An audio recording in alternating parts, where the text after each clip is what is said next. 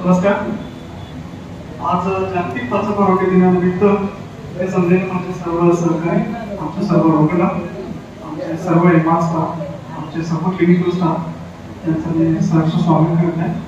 आपल्या सर्वांना ज्ञात असेल की doctor S.B.. Ugale memorial hospital गेली 6 दशकाहून अधिक काळ सेवेमध्ये त्यांच्या पद्धतीने वेगवेगळ्या उपचारांसाठी लागून एक सामाजिक उपक्रमाचा आणि एक वसा त्यांनी घेतलेला आहे. आज 29 मे 2023 जागतिक प्राथमिक आरोग्य दिनानिमित्त आपण दरवर्षीप्रमाणे काही मोफत कॅम्प, काही सुविधांमध्ये काही डिस्काउंटेड रेटमध्ये आपण सुविधा देतो.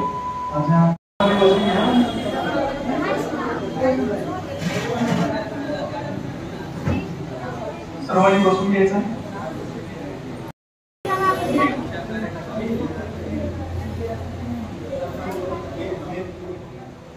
नुसतं आजाराचे प्रॉब्लेम झाले, पोटाचे विकार झाला म्हणजे आपण तंदुरुस्त होऊ शकतो, पण पोटाच्या विकारामुळे प्रत्येक अवयवावरती परिणाम होतो. जसं मेंदू आहे, हृदय आहे, त्वचा आहे, डोळे आहे, बोन्स आहेत, हाडं आहेत. प्रत्येक म्हणजे जवळपास 75% सर्व जे आजारांचा आपण विचार केला तर 75% आजार हे पोटाच्या विकारापासून निर्माण होतात. त्यामुळं या पोटाच्या विकाराबद्दल जनजागृती व्हावी आणि सर्वांना त्याचं महत्त्व कळावं या उद्देशानेच आपण हे जागतिक आरोग्य दिन साजरा करतो. पोटाचे विकार हे जे आहेत हे खूप म्हणजे प्रत्येक गोष्टी पोटाच्या विकारामुळं बऱ्याचदा ताणतणाव वाढून वगैरे प्रॉब्लेम होतात. आपल्या मेंदूचा आणि पोटाचा हा फार जवळ संबंध आहे. जेव्हा ताणतणाव वाढतो, विचार वाढतात, जागरण होतं, झोप चांगली होत नाही, तेव्हा पोटाचे विकार वाढतात. आपल्या पोटाचा आणि मेंदूचा हा डायरेक्ट संबंध आहे. जेव्हा ताणतणाव वाढतो तेव्हा पोटामध्ये ऍसिड तयार होतं. ऍसिड तयार झालं की बरेच पुढचे प्रॉब्लेम तुम्हाला सांगण्याची गरज नाहीये. पचन होत नाही, बद्धकोष्ठता होते, ऍसिडिटी होते, पोटाचं होणं, गॅस होणं, एक नाही 100 प्रॉब्लेम आहे. त्याच्यामुळं माणसाच्या कार्यक्षमतेवरती परिणाम होतो. आणि गंमत अशी आहे की पोटाचे विकार हे दिसत नाही तुम्हाला. जर तुम्हाला पायाला भार लागला, तुम्ही पट्टी बांधली, तुम्हाला 100 लोक विचारतील काय झालं काय झालं काय झालं. पण पोटाचे विकार हे असा प्रॉब्लेम आहे ज्याला होतो त्यालाच कळतं आणि डॉक्टरांना कळतं. तुम्ही जर सांगितलं पेट घरी की माझं पोट माझं बरोबर नाही, पचन मला बरोबर नाही, काय झालं खातं पिते व्यवस्थित, काय असं नाही लागेल. त्यामुळं हा विषय जो आहे हा फार दुर्लक्षित होतो. लहान मुलामध्ये आहे किंवा ग्रामीण स्त्रियामध्ये आहे. घरी सांगतात ते विशेषतः स्त्रियामध्ये सांगतात घरी ते, पण दिसत नाही ना. त्यामध्ये तीव्रता त्याची महत्व आपल्याला पडत नाही. त्यामुळं या सर्वसाधारण सर्व गोष्टींचा एक उपाभोग व्हावा, सर्वसामान्यांमध्ये जनजागृती व्हावी. त्यानिमित्त आम्ही दरवर्षी एक लेख लिहित असतो की पोटाच्या विकाराची महत्व किती आहे, पोटाच्या आजाराची आपण पोटाच्या आतड्याचं आरोग्य व्यवस्थित ठेवण्यासाठी काय काळजी घ्यावी लागेल. आजार झाल्यानंतर सगळेजण दवाखान्यात जातातच, पण आमचा हा मानस आहे की पोटाचे विकारच होऊ नये, त्यासाठी प्रिव्हेंटिव्ह काय करायला पाहिजे, प्रिव्हेंटिव्ह काय केला पाहिजे, प्रतिबंधित करण्यासाठी आपण आपली जीवनशैली कशी बदलणं गरजेचं आहे.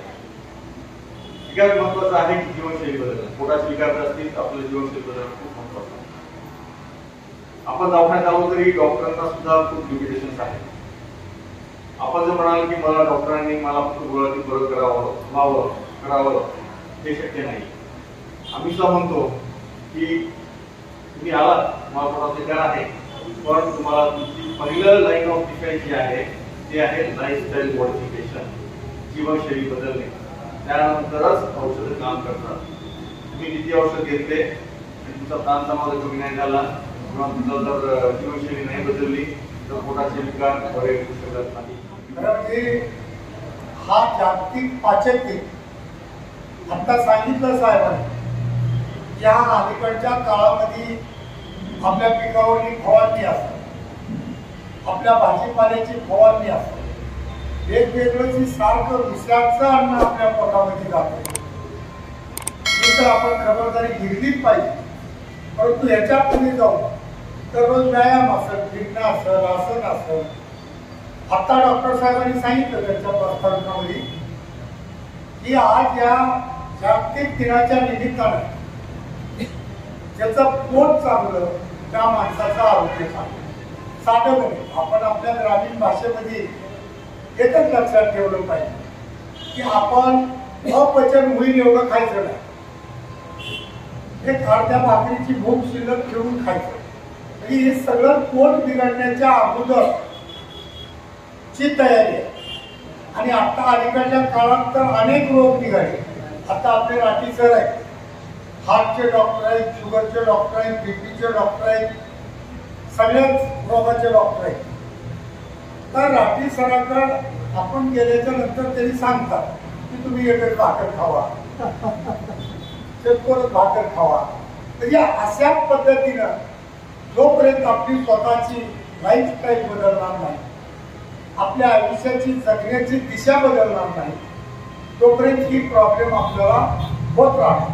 कारण आजच्या परिस्थितीमध्ये प्रदूषण एवढं वाढलेलं आहे की या प्रदूषणामुळे ऑक्सिजन कमी झालेला आहे. म्हणजे असे एकातून एक असे अनेक प्रॉब्लेम या परिस्थितीमध्ये तयार होतात. आणि आता डॉक्टर साहेबांनी सांगितलेल्या पद्धतीने की गोळ्या औषधं किती काम करणार, वर्षे, 2 वर्षे, 4 वर्षे काम करणार.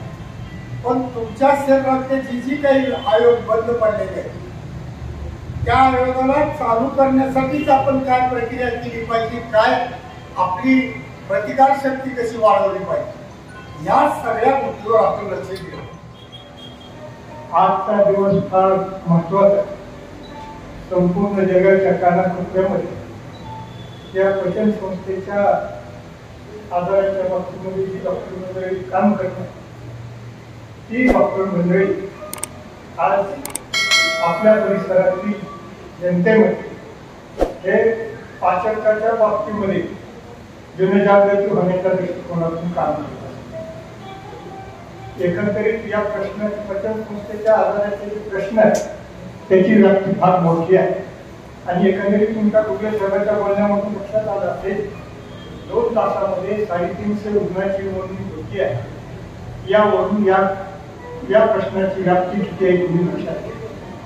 जगामधला सुखी पोट जगामधला त्याला वेळेवर घेऊन जातो. दुसरा जगामधला जो निवांतपणे 6 तास 8 तास झोपतो तो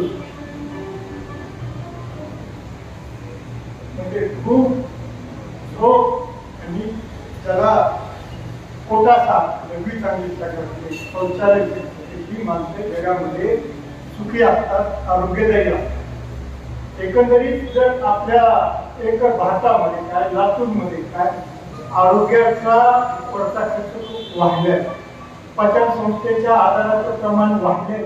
विषयी सांगायचं तर आरोग्य सेवेचा हा महामेरू मोठा रथ ते वाहून देत आहे. सामाजिक बांधिलकी हा त्यांचा पूर्वीचाच विषय आहे. मागे आम्ही जेनेटिक पॉप्युलेशन वयोवृद्ध झालेले आपल्या लातूर भागात बरीच व्यक्ती आहेत, तरी असलेली कित्येक लोक आज सुद्धा करण्यात आघातच्या पुढे जाऊन काम करत आहेत. तर त्यांच्या मार्गदर्शनासाठी जेनेकॉन नावाची कॉन्फरन्स केली. त्यावेळेला मी अध्यक्ष होतो, तेही आयएमचे अध्यक्ष होते. त्यांची काम करण्याची पद्धत एकदम सुनियोजित आहे. कुठलंही काम करायचं तर प्लॅनिंग आणि फ्रुटफुल आउटकम, म्हणजे त्याच्यातनं काही मिळायला पाहिजे. नुसतं एक व्यायाम तयार करायचं आणि काही मिळू द्यायचं नाही, त्याच्यात काही उपयोगी नाही. त्यावरून आमचे civil surgeon sir Deshmukh sir, एवढा डायनामिक सिव्हिल सर्जन मी आतापर्यंत बघितला नाही. माझ्या इंटर्नशिप पासून मी बघतो प्रत्येक आणि रूट लेवल म्हणजे कुणाशी ते अगदी सहजतेने मिक्स होऊन त्यांच्या अडचणी दूर करण्याचा प्रयत्न करतो. हा आपल्या लोकांचा कुटुंबावरपर्यंत जायचं नाही किंवा तिथलं स्टेज नाही. पण जे लोक खरंच या रूट लेवलला काम करतात त्यांना वेगळी परिस्थिती मिळवायची गरज ही परिस्थिती मिळत नाही. आमच्या प्रेरणाताई ज्या आमच्या दीपकला मी लहान भावासारखं ठेवलं होतं, कारण मी MD ला होतो त्यावेळेला दीपकचं MBBS ऍडमिशन. दीपक जे इंग्लिश शब्द वापरतोय या पुस्तकाला बोलतोय. तर डॉक्टर दीपक तिथे घडलेले आहेत. गव्हर्नमेंट कॉलेजमध्ये 100 सीट त्यामध्ये ऍडमिशन मिळून मेरिट शीट पर्यंत पोहोचलेले. आणि खरंच त्यांचा प्रवास हा त्यांच्या वडिलांच्या पथदर्शनाखाली त्यांच्या मार्गदर्शनाखाली झालेला आहे. आणि त्यांनी आज हा एवढा मोठा कॅम्प दरवर्षी ते ठेवतात आणि त्यामध्ये ऍक्टिव्हिटी वाढवत चालली आहे. त्यांचं गॅस्ट्रोएंटरोलॉजीचं जे कौशल्य आहे ते आपल्या लातूरकरांना मिळत आहे. ही आपल्यासाठी खूप चांगली उपचार पद्धतीचा आपल्याला इथे सुलभतेने मार्ग मिळतो.